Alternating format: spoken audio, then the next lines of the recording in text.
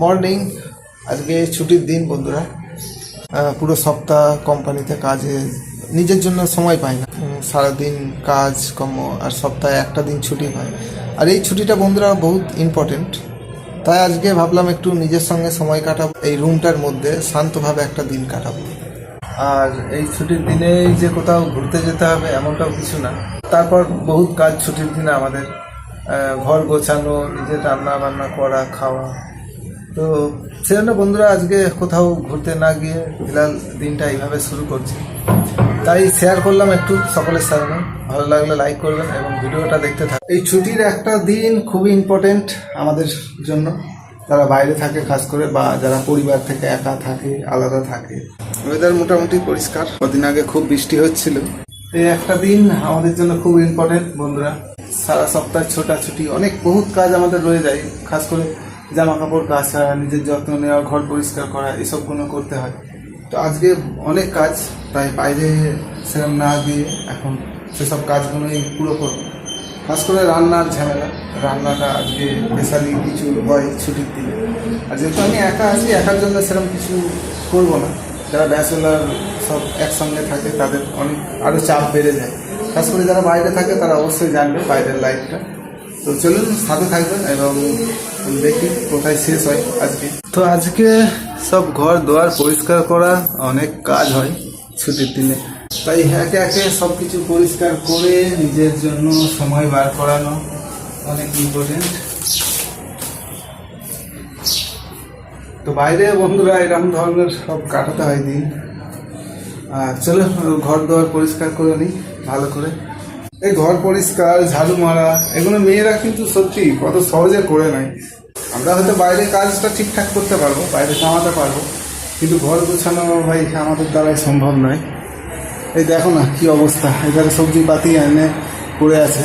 আর এই সব তো দেখতেই পাচ্ছ কতটা অগোছালো, মশলাপাতি এধারে ওধারে পড়ে আছে সব। আর এধারে বাসন কোসন। তো ব্যাচেলারে বন্ধুরা সারা সপ্তাহ ঠিক তাড়াহুড়ো করে খাওয়া দাওয়া রান্না যা করে নিয়ে বেরিয়ে যায়। আর এই সপ্তাহে একটা দিন পাই ছুটির দিন, সেদিনটা একটু আবার গুছিয়ে নেবো, চারিধারটা পরিষ্কার পরিচ্ছন্ন করে নেবো, তারপর আবার যাকে তাই। কটা পায়রা আছে, পায়রাগুলো আসলে এত বদমাস, এই যে পুরো একদম ময়লা নোংরা করে রেখে দিয়েছে। এবার সারা সপ্তাহে আমি সময় পাই না যে ধারটা পরিষ্কার করবো এই করবো। আর এই সাইডে একটা আছে, দেখাই। তো এইখানে বাসা করে রেখেছে, এই এই দেখতে পাচ্ছ কি জানি না, আবছা আবছা ওদের সাইডে পায়রা আছে। তো ওই যে পায়রাগুলো দেখছো বসে আছে, বদমাইশ পায়রা। এই যে এইখানে আছে ওরা, ওই যে ওই যে ওই যে উঁকি মারছে, কতগুলো দেখতে পাচ্ছ। তো ওরা সব এইখানেই থাকে। তো তাই আমি জানালাটা আর কি বন্ধ করে রেখে দিয়েছি, ব্যবহার করি না, মানে এই ধারটা আর খুলি না, কারণ করুক তারা বংশ বিস্তার, এমনিতেই আর কোথায় যাবে। তো তাই ওদেরকে আর ডিস্টার্ব করি না, ওধারটা খুলি না, ওদের জন্য ছেড়ে দিয়েছি। কিন্তু আমার এই সাইডটা নষ্ট করে দিচ্ছে ওরা। আর এই রুমটায় একটা জানালা আছে, তো এই জানালাটা আমার থাকি এই রুমটায়, শুই, মানে বেশি ব্যবহার ইউজ করি। তো এই ধারটা মোটামুটি খোলামেলা রাখি। তো এই হচ্ছে বাইরে মোটামুটি থাকার কন্ডিশন এখন পর্যন্ত। আজ বন্ধুরা একটা বড় মুসিবত এসে গেল এই ছুটির দিনে, দেখাই। তো এখানে ডিম সেদ্ধ করতে দিয়েছিলাম, একটু ফুটেছে অর্ধেক, এটা মোটামুটি একটুখানি ফুটেছিল বাস। তো অ্যাকচুয়ালি প্রবলেমটা হচ্ছে এই মুহূর্তে আমার গ্যাস শেষ, তো বন্ধ করে দিয়েছি সিলিন্ডার। এই যে নিচে গ্যাস শেষ হয়ে গেছে। আর এখানে এই যে মুড়ি খাওয়ার জন্য চানাচুর বাদাম সব কিছু করেছিলাম, আর গ্যাস শেষ হয়ে গেছে। এবার দেখা যাক কি করা যায়, কারণ ভাতটা অর্ধেক হয়েছে আর এই ডিমটাও মোটামুটি অর্ধেকটা হয়েছে। করা যায় তো ঢাকা দিয়ে রেখে দিই এখন।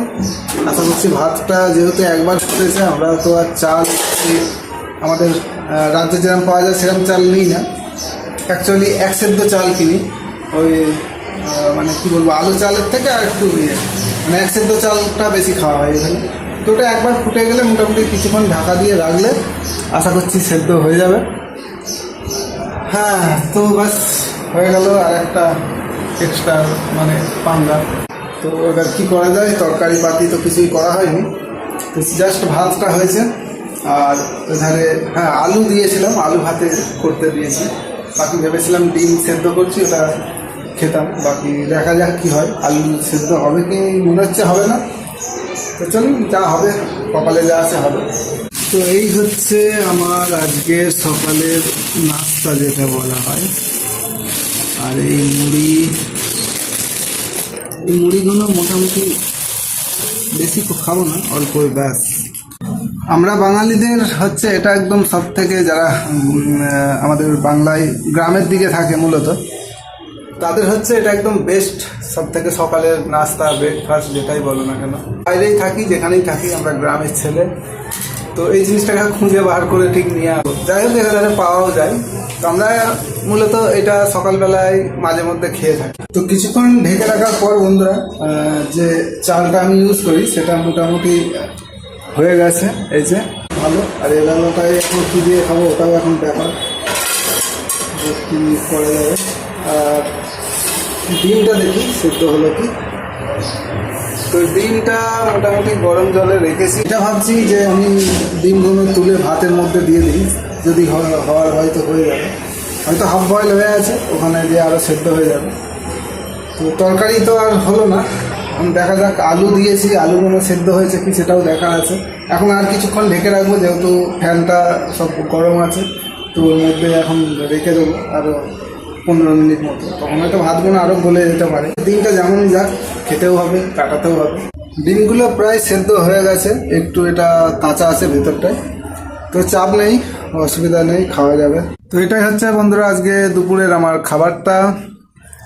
কারণ যেহেতু দেখিয়েছি আমার মানে গ্যাসটা শেষ হয়ে গেছে, তার জন্য শুধু ভাত, আলু ভাতেটা মোটামুটি একটু শক্তই ছিল, তাও মোটামুটি সেদ্ধটা হয়েছে।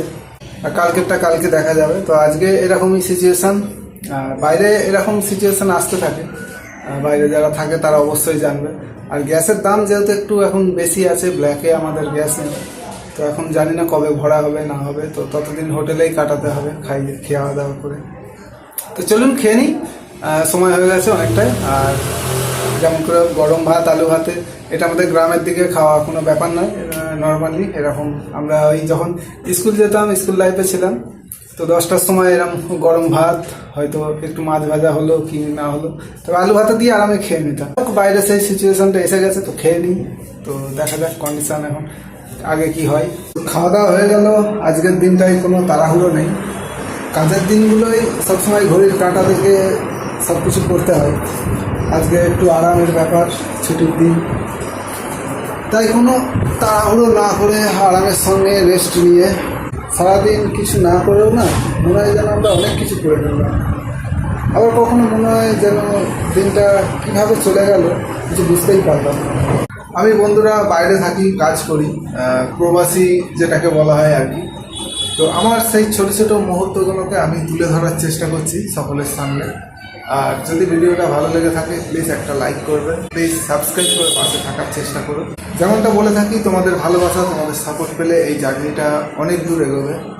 অনেক অনেক ধন্যবাদ।